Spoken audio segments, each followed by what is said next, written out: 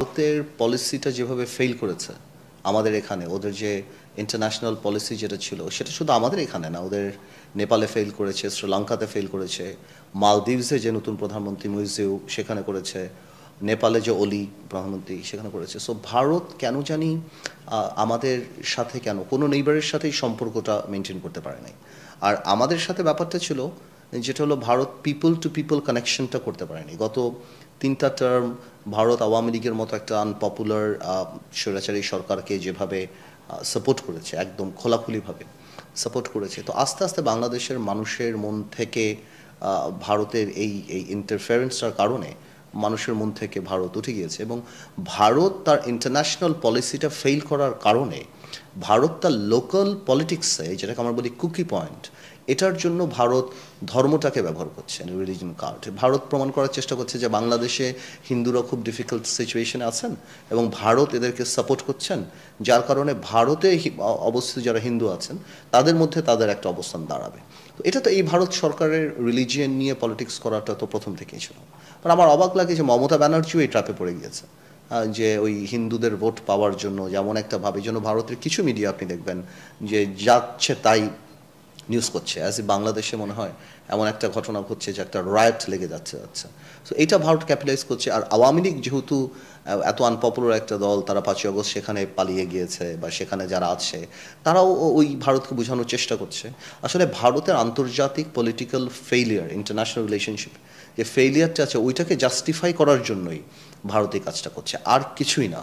আর ভারতের উচিত ছিল তাদের যে গুজরাল ডক্ট্রিন ছিল 1990s দিকে, যে নেইবারদের কোনো ব্যাপারে আমি ইন্টারফেয়ার করবো না এবং আমরা তাদেরকে সাহায্য করবো যতখানি দরকার, ওই ডক্ট্রিনেই তাদের যদি ফেরত যাওয়া যেত তাহলে আমি মনে করি যে ভারতের জন্য এটা বেটার ছিল। কিন্তু আমরা তো আসলে আমাদের এই দেশে যে কোনো ব্যাপারেই আমরা তো ওই স্বাতন্ত্র বা আমাদের জাতীয়তাবাদী যেই আমাদের মনোভাবটা, এইটাকে আমরা প্রচণ্ড রেসপেক্ট করি।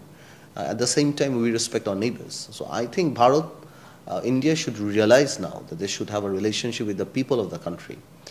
যেটা আজকে দেখলাম, গতকালকেও দেখলাম তারেক রহমান সাহেবের ফেসবুকে, যেটা খুব কারেক্টলি সেই যে আপনার যে আমাদের ধৈর্য ধরতে হবে এবং এটা একটা ট্র্যাপ, এটা বুঝতে হবে এবং বাংলাদেশের সবাই একসাথে এই জিনিসটা মোকাবেলা করতে হবে। এবং যেটা ফলশ্রুতিতে আপনি দেখবেন যে একজন উকিলকে যে মেরে ফেলা হলো, এই আপনার ওই ইস্কনের যে যে যে এক্সট্রিমিস্ট গ্রুপ যারা, তারা যে মেরে ফেললো, সত্যি কথা বলতে আমরা কিন্তু খুব ম্যাচিওরড ওয়েতে এটা হ্যান্ডেল করেছি। সারা বাংলাদেশের মানুষ এটাকে যেভাবে হ্যান্ডেল করেছে, কারণ আমরা সবাই জানি এটা আওয়ামী ট্র্যাপ, এটা আওয়ামী লীগ ওপারে বসে বসে আমাদের দেশকে আনসেটেল করার একটা চেষ্টা করছে। এবং এতে করে আওয়ামী লীগ রাজনীতিতেই তো দূরের কথা, মানে মানুষের মন থেকে আরও বেশি ঘৃণা জায়গায় চলে যাচ্ছে একদম। সো এটাকে ভারতেরও কিছু উইংকে তারা সাথে নিয়ে নিচ্ছে। আমি মনে করি যেটা বাংলাদেশের প্রত্যেকটা মানুষ বুঝে এবং বাংলাদেশের হিন্দু কমিউনিটিরাও বুঝে যে কোনোভাবেও এই ট্র্যাপে আমরা ধরা পড়বো না ইনশাল্লাহ। আমরা ওরা যে যাই বোঝানোর চেষ্টা করুক, এটা ইম্পসিবল। বাংলাদেশের মানুষ, এই 18 কোটি মানুষকে আপনি এভাবে কোনোভাবেও আপনি ডমিনেট করতে পারবেন না, এখানে কোনো রাইটের ব্যবস্থা করে অসম্ভব। আমরা জানি এই ট্র্যাপটা কাদের, এই সরকারকে আনসেটেল করলে কার সুবিধা, কারা বেনিফিট পাবে, এটা আওয়ামী লীগ সরকার যেটা করছে।